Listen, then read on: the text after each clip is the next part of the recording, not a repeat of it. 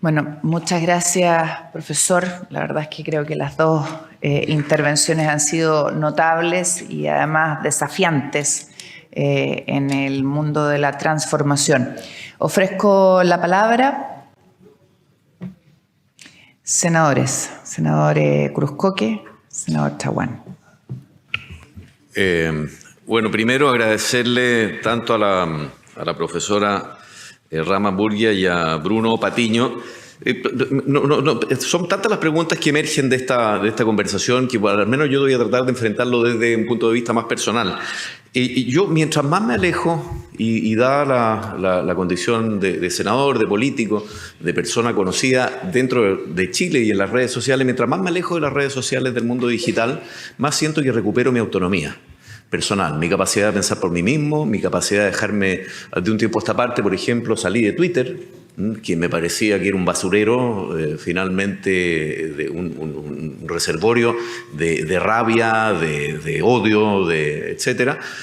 Y me quedé con redes más anodinas, Instagram, etcétera, más fáciles. Y siento que de ese momento me contacté más con mi autonomía personal, me saqué un poco la cabeza del agua. Sin embargo, esa supervivencia de mi autonomía personal y de pensamiento fue a costa de mi supervivencia digital. Ahí yo dejé de existir, ¿verdad? Yo desaparecí básicamente de la vida social, porque el mundo social hoy día parece tener dos dimensiones: la dimensión personal o la dimensión de cercanía humana, con la dimensión digital. Y una parece que vive a costa de la otra, y pienso básicamente en los niños, y pienso en mis niños, todos con celulares, que dejan que si salen de esa identidad digital en donde están inmersos, dejan de existir. Nosotros nos criamos en una sociedad, como bien decía el profesor, donde había 4 canales de televisión, muy pocas alternativas. Era además una cultura de lectura. Nosotros teníamos un cierto pensamiento crítico, una capacidad de análisis respecto de la realidad que mirábamos. No teníamos una realidad premasticada por la digitalización, por el scrolling, ¿verdad? Entonces, al no existir sociedad y tener exclusivamente una sociedad reemplazada por la digitalidad, nosotros vamos a tener probablemente una crisis de soledad, una crisis de presencialidad, un contacto personal escaso, menos capacidad de tener emociones humanas que nos conecten con otros, y probablemente también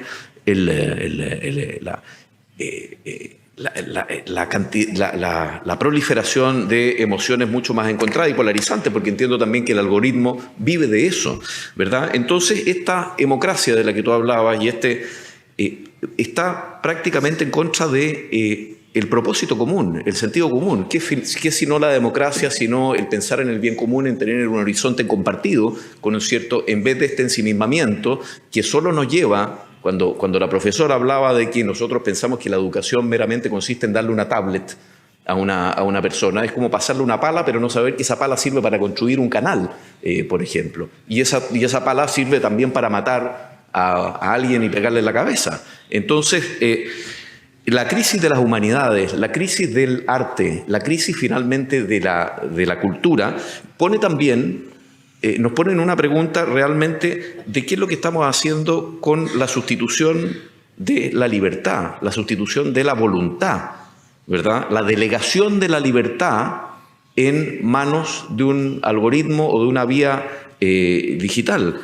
Y eso me preocupa, porque yo lo que veo hacia adelante es que nosotros, como somos probablemente una generación en transición, a esa generación que creció absolutamente digitalizada, no le estamos tampoco dando herramientas para poder tener una mirada crítica distante de esta sociedad digital vacía o ensimismada o sumergida que estamos construyendo.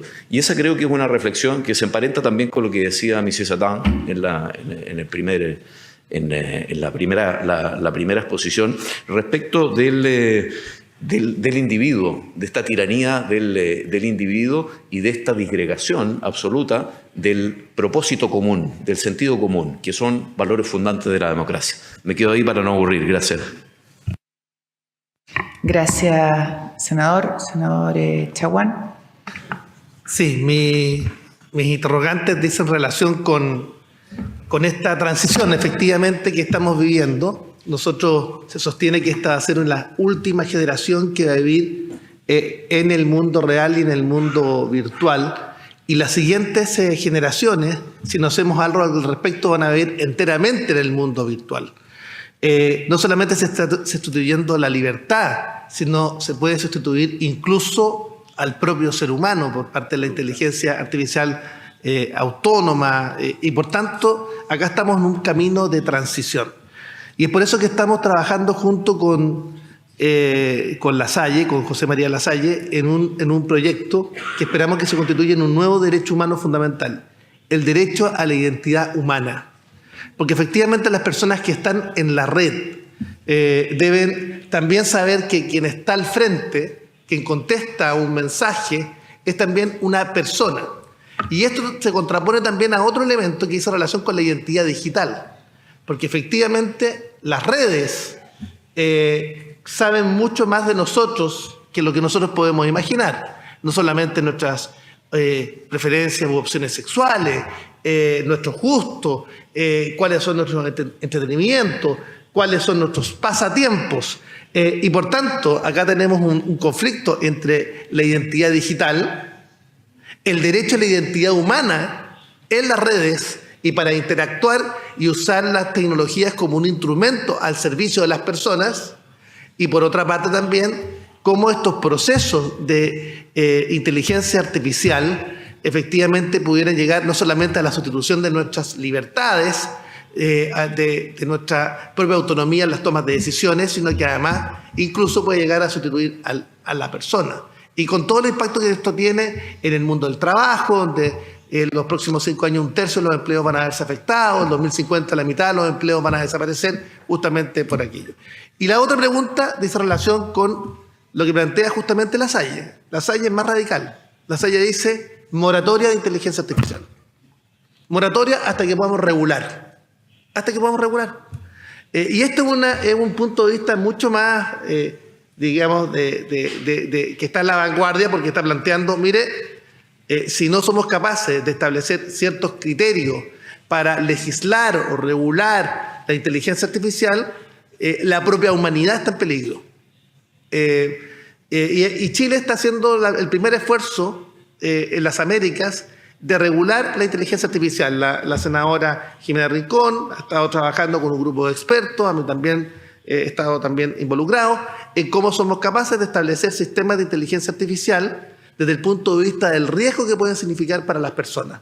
Y hemos señalado que hay sistemas de inteligencia artificial de riesgo inaceptable, que son todos los sistemas biométricos puestos en la vía pública, que pueden llegar a determinar emociones de las personas y segmentarlas, hasta, salvo para los temas de seguridad pública, que está permitido, hasta los temas de riesgo alto, o los riesgos limitados. Y los de riesgo alto tienen que someterse a una serie de condiciones. Primero, que la inteligencia artificial está manejada por personas, administrada por personas y al servicio de personas.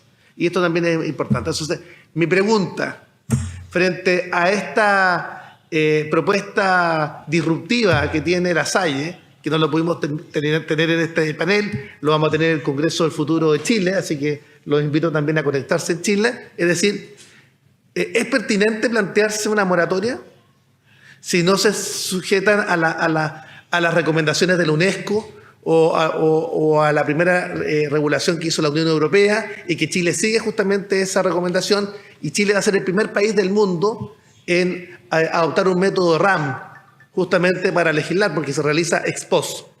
Y la última pregunta es mi inquietud respecto de Argentina. Porque Argentina está en el primer viaje del presidente Milei, siendo electo, fue a Silicon Valley. Y lo que ofreció Silicon Valley fue establecer en Argentina un centro o un laboratorio desregulado, con la vulneración flagrante que esto puede significar para los derechos de las personas.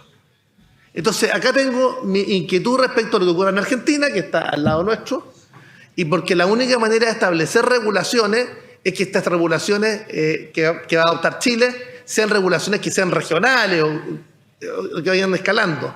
Mi dificultad es con Argentina y con el embajador que nombró Argentina en Estados Unidos, justamente que proviene del mundo de las empresas de digitalización, las empresas tecnológicas, justamente abriendo un camino para un laboratorio abierto para distintas inteligencias artificiales. He dicho. Muchas gracias.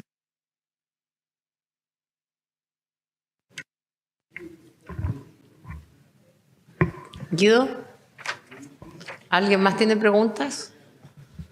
Ahí hay un señor y después Monsieur Girardi. Merci infiniment pour les deux présentations qui sont concentrées sur l'information. Et puis, en ma qualité de secrétaire du GIEC, où on est confronté à la fin d'amener les pays et les scientifiques à discuter, négocier, à arriver à un consensus sur l'information. Et puis, j'ai bien appris un peu. Vos présentations sont complémentaires. Et je me permets un peu de contribuer avec l'introduction de 3 concepts qui sont liés à ce que vous avez dit. Le premier concept, c'est d'abord la quantité d'informations. Parce que n'importe quel propos, il a une quantité. Vous pouvez prendre un paragraphe dont la quantité d'informations est nulle. Vous pouvez prendre une phrase dont la quantité d'informations est excellente, et 100%. C'est pour cela, hier, quand j'ai montré ce papillon, elle résume 30 kilos de documents. Donc, la quantité, il y a de la science de l'information, et un scientifique Shannon dit qu'il faut faire attention à la quantité d'informations que vous récupérez d'un propos, d'un paragraphe, d'une page, d'un document. Le deuxième concept, c'est l'indépendance par rapport à l'information. Donc, vous exposez avec vos abonnements, ça montre que vous êtes envahi par l'information. Et le collègue vient de dire qu'il s'est déconnecté de Twitter. Moi-même aussi, je me suis déconnecté, pas uniquement Twitter, Facebook, tout ça. Et donc, c'est la capacité de sortir de cet emprisonnement par rapport à l'information que vous recevez. Et quand vous êtes cible, prisonnier, vous n'avez plus la capacité de raisonner. Et en se quittant, en essayant de se défaire de toute cette pression, vous offrez la capacité de raisonner. Et je croyez-moi, le 6e cycle du GIEC qui était le plus intense, pour raisonner, pour trouver des solutions, on ne pouvait pas le faire si on subissait cette avalanche d'informations. La troisième chose, et ce qui est l'essentiel, et c'est ma troisième modeste idée, c'est qu'il faut développer le concept de boîte à outils. Tout ce que nous avons, il faut raisonner avec un schéma très simpliste, c'est la boîte à outils. Il faut prendre tout ce que vous avez et chacun va tirer le tournevis, l'élément d'information, dont il a besoin et se défaire de tout ce qui est supplémentaire.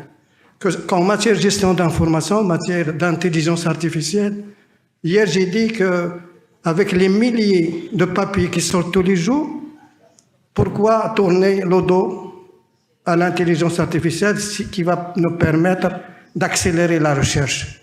Ceci dit, il ne faut pas être prisonnier de l'intelligence artificielle parce qu'on va devenir addicté. Ce sont un peu des aspects qui sont vraiment qu'il faut prendre avec précaution. Je finis par l'énergie atomique. Elle peut être catastrophique, mais elle peut être aussi utile pour produire de l'énergie. Elle dépend tout simplement du choix qu'on fait et de la décision raisonnée qu'on développe. Et je vous remercie. Muchas gracias. Guido. Bueno, gracias. Yo creo que estuvo excelente Rahma y Bruno, porque son discusiones apasionantes. Algunas preguntas, porque Bruno plantea algo que es muy importante. ¿Quién está detrás de esto? ¿Quién desarrolla los algoritmos? Y ahí hago referencia a la pregunta de Francisco Chaguán. Detrás de esto está Silicon Valley. ¿Cuál es el pensamiento de Silicon Valley? Que no tiene que haber ninguna regulación, que lo único que importa es el derecho de los individuos, que está por sobre la sociedad, está sobre las leyes, sobre el Estado, y por lo tanto ellos desarrollan algoritmos para hiperindividualizarnos, para que no haya sociedad, para que seamos ciudadanos narcisistas. Tiene que ver con la economía de la reputación. O sea, ahí hay un modelo que nos lleva y nos empuja a construir una asociedad y en el fondo, una ilegalidad, una democracia que no es democracia, es decir, un mundo donde cada persona está por sobre la democracia. Yo creo que la tendencia del modelo de negocio nos lleva para allá, porque los algoritmos están hechos para eso, los algoritmos están hechos para amplificar aquellos contenidos que son gatilladores de la atención, que son los contenidos polares, extremos, y como no hay certificación de veracidad, los cerebros van a tener tendencia a pensar que son esos contenidos los verdaderos, los terraplanistas, los antivacunas, etcétera. O sea, por lo tanto, tenemos el riesgo que haya una captura del futuro de la humanidad por esas visiones extremas. Lo segundo, el tema de la adicción. Estos son adictivos y, como decía, no lo desarrolló mucho Bruno, pero usan mecanismos de compensación aleatoria. ¿Qué quiere decir eso? Son mecanismos de Skinner que hacen a las personas compulsivamente adictas. Si yo cambio la respuesta, el refuerzo, positiva, negativa, mucha, poca, mediana, los cerebros se hacen compulsivamente adictos como las máquinas de fuego. El problema es que yo, para dejar una adicción, tengo que dejar el alcohol y el tabaco. ¿Cómo dejo una atención cuando esto está todo el día en mi bolsillo? Imposible dejarla. O sea, hay que hacer abstinencia. Aquí no hay abstinencia, imposible. O sea, estamos lamentablemente destinados a ser adictos crónicos y compulsivos, porque yo no puedo dejar el celular. ¿Qué pasa cuando cualquiera de ustedes se le queda el teléfono en la casa? Incluso a Rahma, que tiene conciencia, tiene que volver a buscarlo, porque si no, se siente desnuda. El tercer tema que yo creo que es interesante a mirar acá en estos modelos de inteligencia artificial son algunas de las consecuencias que está teniendo. Consecuencias que algunas las nombraron, pero ¿qué pasa cuando estamos 7 horas en pantalla promedio? Esos son los jóvenes de nuestros países. Son 20 años de la vida en pantalla. Entonces, y es la pregunta, Bruno y Raja, ¿cómo educar? Porque la pantalla hoy día hace que el profesor, cuando está delante de los estudiantes, no disputa la atención. Si hay una pantalla cerca, la atención está en la pantalla, y nuestros profesores fueron hechos para la civilización anterior. O sea, estas pantallas la inteligencia artificial está elaborada por los científicos más potentes del planeta, con los laboratorios más modernos, y nuestros cerebros están educados por el aula, que tiene 200 años, y muchas veces por los profesionales pagados, que son los profesores. ¿Cómo se hace educación cuando el profesor no tiene cómo competir ni siquiera por la atención? Luego, ¿qué pasa cuando el estar en pantalla empieza a quitar atributos humanos? La capacidad de conversar, ¿no es cierto? En 280 caracteres no hay conversación. La empatía, no hay empatía a rostro cubierto y sin mirarse a los ojos, aumenta la crueldad. Bruno decía la capacidad de decisión, la capacidad de concentrarse. Bueno, ¿cuál es la educación? Esto le roba tiempo a actividades fundamentales. 7 horas de pantalla le roba tiempo a la interacción humana. Los niños ya no están jugando. El juego es fundamental para el desarrollo de enfrentar situaciones adversas. Le roba tiempo a la lectura. ¿Cómo educar? Si la lectura es la base del pensamiento profundo y pensamiento crítico. Y si no hay pensamiento crítico, somos más vulnerables a la actividad física. Nos vamos a hacer todos sedentarios. O sea, hay muchas preguntas. Y después le vamos a preguntar a Rafael, porque Rafael Yuste dice que a lo mejor no importa si uno pierde atributos, porque gana otro. Pero ¿qué pasa, por ejemplo, cuando el cerebro se forma en los 7 primeros años de vida y depende de la cantidad de palabras e interacciones que tú tienes, y los papás y los niños están en las pantallas los 7 primeros años de vida? O sea, hay un complejo. Entonces, yo creo que uno de los desafíos, la regulación es un imposible, porque Silicon Valley controla el mundo. Y los chinos no van a aceptar una moratoria o se van a frotar las manos si Estados Unidos toma una moratoria, porque van a decir esta es la nuestra, qué bueno que Estados Unidos tomó la moratoria porque nosotros vamos a ir no hay posibilidad de moratoria. Entonces la educación es la única opción. Entonces, ¿cómo educar? No sé, ahí, ¿qué están pensando ustedes cómo debiera ser o cómo debiéramos educar? ¿Te das cuenta? Reeducar los cerebros. Si los cerebros lo educa la máquina, vamos a ser máquinas. Nos tienen que educar los humanos para humanizarnos y recuperar al humano. Entonces, yo creo que, yo sé que son difíciles de responder estas palabras porque son discusiones apasionantes, tal vez el próximo libro de Bruno y el próximo libro de Rahma, el último libro tuyo es del año 2012. Por lo menos el que está disponible. ¿No tienes otro nuevo? Bueno, escríbalo. Ya. Gracias. Is there any other questions? Yo creo.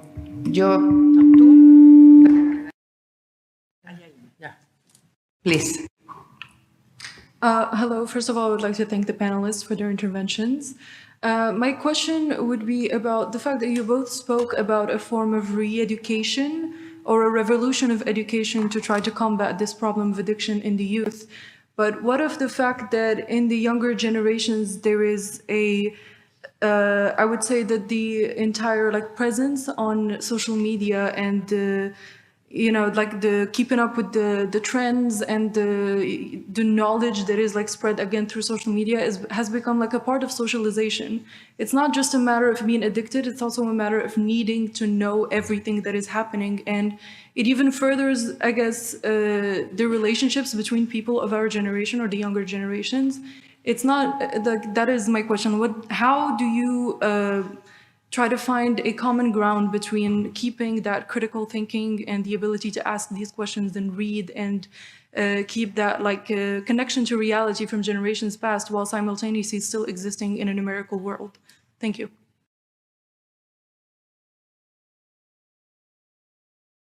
Please. شكرا جزيلا. أولا وجب أن أشكر أعضاء مؤسسة لقاءات المستقبل لعقدهم. أولا زينب سيمو، أريد أن أقدم نفسي زينب سيمو، نائبة برلمانية في مجلس النواب المغربي وكذلك رئيسة اللجنة الموضوعاتية لتقييم السياسات العمومية حول برامج محاربة الأمية بمجلس النواب. في الحقيقة أريد أن أشكر أولا أعضاء مؤسسة لقاءات Excuse me, translator, please. Ahora sí. C'est bon? شكرا. زينب سيمو، نائبة برلمانية بمجلس النواب، كذلك رئيسة اللجنة الموضوعاتية لتقييم السياسات العمومية حول برنامج محاربة الأمية بالمغرب.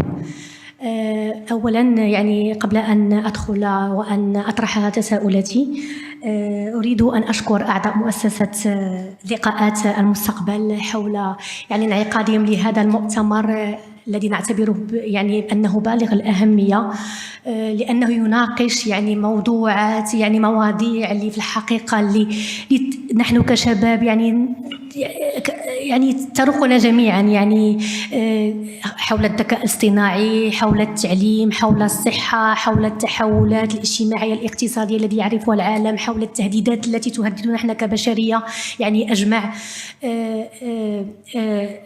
أريد أن أشكر الأستاذة الدكتورة رحمة وكذلك الأستاذ بونو حول عرضهما القيمان.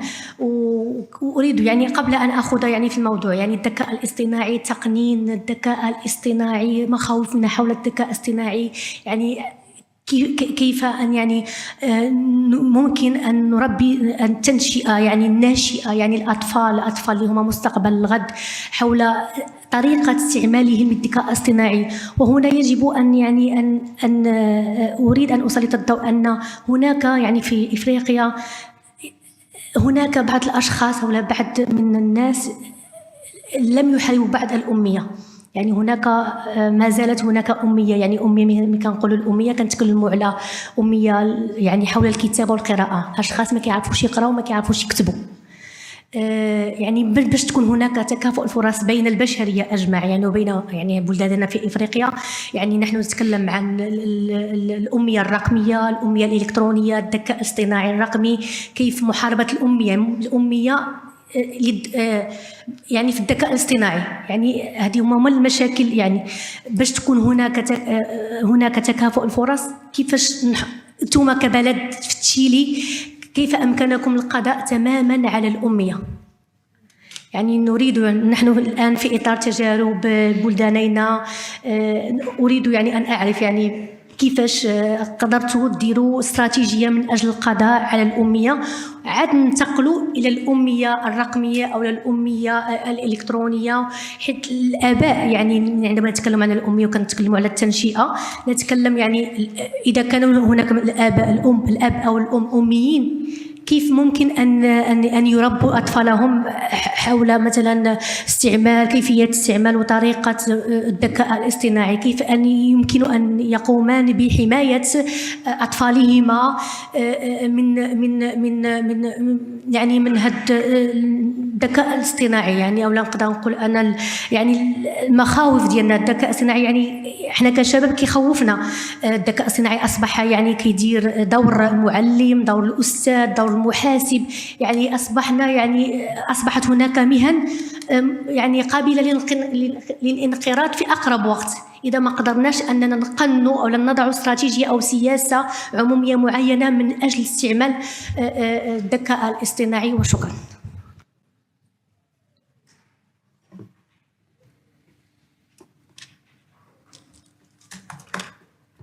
Muchas gracias. Tenemos presente aquí al ministro de Educación de Chile. Él va a exponer a continuación. Y también quería plantearle yo a los profesores, a los expositores, el desafío de lo que se ha planteado aquí. Se ha preguntado también la educación, lo planteaba Guido, pero este es un congreso del futuro. Y la verdad es que la profesora Burkia decía, este es un problema del presente. Este es un problema de cómo educamos hoy, qué competencias, cómo enfrentamos esta sociedad paralela, y por lo tanto el desafío tal vez pareciera ir por ese lado y con este concepto que nos señalaba Bruno de la imbricación y el límite, lo que decía Guido, cuando uno no quiere beber, bueno, no compra alcohol, pero esto ya que la máquina se transformó en parte nuestra, tiene una visión muy compleja. Creo que yo me quedo con una sensación de bastante agobio sobre este tema y de gratitud de haberlos escuchado a ambos, porque nos pone el desafío de pensar, y lo que yo quería pedirles es que como está nuestro ministro de Educación, le pudieran hablar a él y a todos acerca de los temas como muy concretamente. Gracias. Gracias, Paulina. Antes de darle la palabra a los profesores, la verdad es que, como decía Paulina, yo creo que este panel sale de los temas más tangibles como la energía, ¿no es cierto?, el transporte, la medicina, y entra a temas que pueden parecer bien subjetivos, pero que son de verdad fundamentales en la vida de la humanidad. El profesor Bruno Patino, en una de sus obras, habla del pez rojo, y que dice que tiene memoria corta y que nos está pasando eso un poco a nosotros, ¿no? La falta de reflexión, la falta de cuestionamiento, que va en la línea de lo que decía el senador Luciano Orozco, que en la era digital, por Dios que se instala, y ahí, ¿no es cierto?, los temas de educación, desde la alfabetización, educación primera, hasta la alfabetización digital y el control de la misma, obviamente que son importantes. Y en la línea de lo que decía la profesora, de que hoy día es paradójico porque las personas tienen una realidad virtual en la que se esconden, pero también se expresan, guardando la identidad, protegiéndose. Pero es algo que en la realidad tangible no se atreven a hacer o no pueden hacer o tienen límites para hacer. Y la pregunta es, ¿eso es malo? Necesariamente no, pero tiene problemas o presenta problemas. Y está ahí, ¿no es cierto?, el tema que nos planteaba Guido de quién controla, quién está detrás de todo esto. Y entonces el hombre, realidad, máquina, ficción pasa a ser un tema y todo lo que dice relación con los sesgos que tiene o no tiene la inteligencia artificial pasa a ser importante. ¿Quién carga la información? ¿Quién pone la información? Los sesgos que se le ponen están dentro de, ¿no es cierto?, la reflexión importante. Y termino con esto y tiene que ver con lo que planteaba el profesor, o la pregunta que quiero hacerle es, ¿qué creen ustedes que está perdiendo la sociedad en términos de pensamiento crítico y capacidad reflexiva en este nuevo tiempo de consumo de contenido? ¿Y por qué les hago la pregunta? Porque el profesor Bruno Patino decía, hoy día las redes mueven o se mueven a través de la rabia, el miedo, perdón, la rabia, la furia y la cólera, que son más eficaces que el amor. Y según todos los expertos en comunicaciones, las personas votan y eligen a sus representantes por 3 razones: por rabia, por miedo o por esperanza. Y el tema entonces es cómo en esta era digital hacemos que la esperanza vuelva a ser lo que nos mueva. Profesores.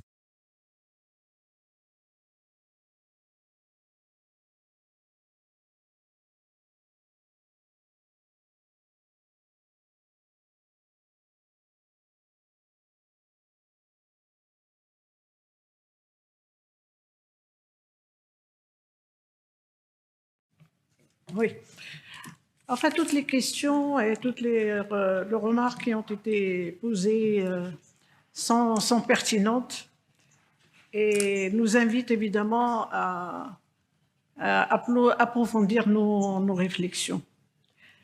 Et effectivement, on ne peut pas arrêter évidemment le train de la révolution technologique, de l'intelligence artificielle. Si on ne peut pas l'arrêter, donc qu'est-ce qu'il faudrait faire? À mon sens, il faudrait qu'on soit une masse critique, une masse de réflexion, une masse critique de réflexion, pour pouvoir penser ces phénomènes. Évidemment, il y a toute la question, est-ce qu'il faudrait la régulation, est-ce qu'il faudrait réguler certains usages? Toutes ces questions sont posées. Mais de notre place, en tant qu'enseignants, en tant qu'hommes et femmes de réflexion, c'est-à-dire c'est notre mission quand même de s'interroger. Et comme vous l'avez fait lors de vos interventions, enfin toutes les interventions, est de s'interroger sur ce que nous sommes en train de vivre. De le vivre évidemment pour une génération, moi j'ai insisté ici sur cette génération, mais aussi pour nous, à une époque où nous sommes gouvernés par des algorithmes. Nous sommes d'une manière ou d'une autre, il suffit que vous cherchiez quelque chose sur le net pour qu'on vous propose ce que vous voulez. On propose en fonction de vous, c'est-à-dire on oriente vos choix. Donc, et comment s'en sortir? Si ce n'est évidemment par prendre de la distance pour réfléchir sur cette question. Et toutes les questions qui sont posées, évidemment, invitent à trouver un certain, pas des solutions, mais lorsque j'ai parlé de l'éducation, parce que ça concerne toute une génération. C'est ce qui est commun à nous tous, à toutes nos sociétés. C'est-à-dire qu'on a appris on leur a offert des gadgets, c'est-à-dire les téléphones, les portables, ils ont accès à la tablette, c'est quelques-uns, ceux qui peuvent se le permettre, mais sans qu'il y ait derrière tout le dispositif de l'institution éducative pour pouvoir se remettre en cause et se dire, il faut qu'on enseigne autrement. Comment enseigner, comment éduquer toute une génération à l'usage justement du numérique. Je crois que on a des contraintes. Par exemple, l'éducation, c'est pas un domaine qui évolue vite. C'est-à-dire la révolution technologique ou le progrès, disons, progrès technologique, il évolue à une vitesse, évidemment, rapide, alors que la réflexion, toute la réflexion sur les réformes, moi je vois l'expérience par exemple de même notre pays, au point que parfois on se dit, on réforme, et en France aussi, hein, on réforme les réformes. C'est-à-dire une réforme, parfois ça prend du temps, donc il y a une temporalité. C'est-à-dire il y a un non-concordance, disons, de la temporalité de l'évolution technologique et la temporalité de l'éducation, et il y a un déphasage. Donc, comment réduire, évidemment, ce déphasage de manière à ce que éduquer toute une génération, lorsque je dis un esprit critique, c'est vrai, il faut un esprit critique. Il faut un esprit critique. Il faut justement aller non seulement, parce qu'aujourd'hui, ce que nous sommes préoccupés à faire, c'est de fournir l'équipement dans les écoles. Par exemple, on passe de l'ordinateur à la tablette, c'est pas uniquement ça. C'est ça, oui, c'est vrai, il faut des équipements, mais il faudrait aussi toute une réforme de l'éducation pour éduquer autrement. Autrement, on aura des citoyens qui sont addicts, comme j'ai dit, il y a une addiction aux réseaux sociaux. Ça ne veut pas dire qu'on va les sortir entièrement, mais au moins être vigilants, poser des questions. Par exemple, nous, en tant qu'adultes, aujourd'hui, on a accès à ChatGPT. En quoi il me sert, sinon à me fournir toutes les réponses que je lui pose? Mais comment me comporter avec tout ça? C'est-à-dire, si je ne me comporte pas en posant des questions, c'est-à-dire, il faut que toute une génération dans l'éducation sache poser les questions les plus pertinentes. Et si on arrive à faire ça, c'est déjà pas mal, c'est-à-dire se poser les questions qu'on se pose nous tous en ce qui concerne l'intelligence artificielle, l'éducation. Et c'est ça parce qu'aujourd'hui, effectivement, on est gouverné par les algorithmes. Et je vous remercie. Je crois que j'ai essayé de répondre à quelques questions. Merci, je vais être très rapide parce que le professeur Bourkia a dit à peu près tout. Juste pour répondre à cette histoire de moratoire, comme je crois qu'il faut éteindre le micro, merci beaucoup. Pour répondre à cette histoire de moratoire, il y a un dialogue entre Kant et Rousseau, qui est pour les Français assez connu, sur le gouvernement mondial. Kant disait, pour la paix mondiale, il faut un gouvernement mondial, et Rousseau lui répond, si le gouvernement mondial est possible, c'est qu'il n'est pas nécessaire. S'il est nécessaire, c'est qu'il n'est pas possible. Et je pense qu'avec le moratoire, c'est la même chose. Si le moratoire est nécessaire, c'est qu'il est sans doute pas possible. Et s'il est possible, c'est qu'il n'est sans doute plus nécessaire. Et donc, c'est une question, c'est comme ça que je répondrai en tout cas à la personne qui met en avant l'idée d'un moratoire. Je pense, pour juste compléter ce qui a été dit très bien par le professeur Bourkia, en fait, quand je parle d'économie de la donnée, il faut bien voir une chose, c'est que c'est le calcul désormais qui régit nos vies. C'est-à-dire la donnée, c'est la base d'un calcul, et donc nous sommes en permanence calculés. Quelquefois, c'est super pour le GPS, etc. Moi, ça m'a permis d'aller me promener hier dans Rabat sans problème. Mais je pense qu'il y a une extension permanente du domaine du calcul. Or, notre éducation, elle a visé justement à mettre en avant le libre arbitre parce qu'on était contrôlé. Et donc, l'autonomie de pensée, c'était d'une certaine façon un vaccin ou une action pour éviter ou nous donner de l'autonomie face au contrôle. Dans les régimes politiques anciens, la masse, elle se contrôle, et donc pour avoir une autonomie face au contrôle, on donne une autonomie de pensée, une liberté de pensée. On ne nous éduque pas du tout à gérer la façon d'être calculé. C'est-à-dire d'avoir en permanence nos données calculées. Et donc les réseaux sociaux, je suis d'accord avec ce qu'a dit madame, ce sont des outils de très forte socialisation.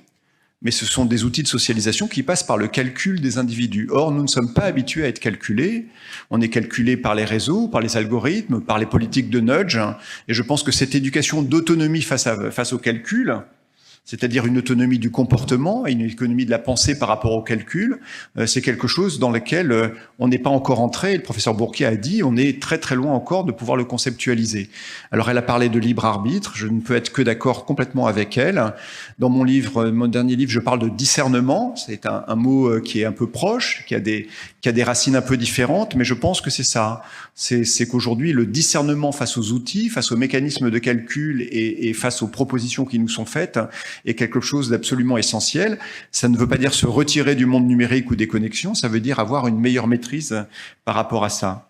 Voilà, en quelques mots. Et sur les boîtes à outils, pour revenir, je suis entièrement d'accord avec vous, mais je crois que, si vous voulez, par rapport à tout ce qui arrive aujourd'hui, nos boîtes à outils, c'est pour ça que j'appelle ça l'ère de la délégation, on délègue à des boîtes à outils, mais je pense qu'il y a une très très forte inégalité aujourd'hui entre notre capacité à maîtriser ou paramétrer les boîtes à outils.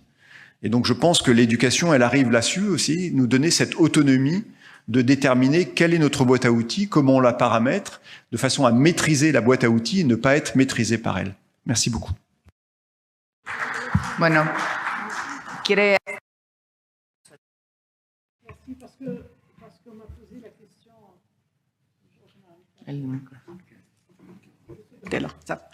On m'a posé la question sur quel est le dernier livre. Oui, c'est le Maroc face à la globalisation, à l'ère numérique. Donc il y a un chapitre sur justement les réseaux sociaux. Voilà, il est publié au Maroc. Je voudrais ajouter un petit commentaire, c'est concernant disons les droits humains. Effectivement, il y a des aspects qui méritent quand même qu'ils soient traités par des régulations, justement. Par exemple, le droit à l'oubli. On sait que on n'a pas droit à l'oubli lorsqu'on est si quelqu'un a commis, je ne sais pas, durant sa jeunesse une dérive et qu'elle se retrouve sur Internet, elle est là pour la vie.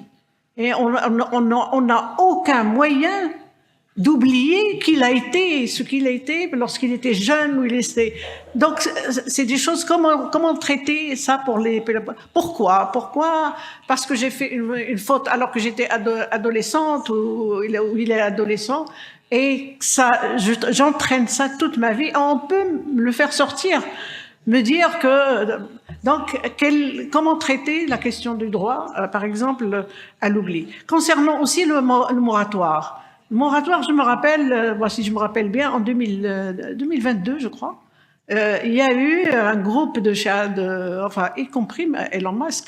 Musk lui-même était dedans, le philosophe Harari, une vingtaine de philosophes qui ont décidé de dire pour ChatGPT, il faut qu'on arrête, parce que ça risque d'aller un peu plus loin. Eh ben, ça n'a pas été suivi. Est-ce que, il y en a qui disent, parce que Elon Musk était dedans, il y a eu un intérêt d'autres laboratoires et puis ils voulaient arrêter. Donc voilà, même les laboratoires, le moratoire, parfois devient un sujet quand même de conflit entre les compagnies, c'est pour ça que je voulais mentionner ce moratoire, cette proposition de moratoire qui n'a pas réussi. Voilà. Muchas gracias, profesora. Vamos a dar por terminado este panel y vamos a hacerles entrega de un pequeño regalo a ambos profesores. Muchas gracias.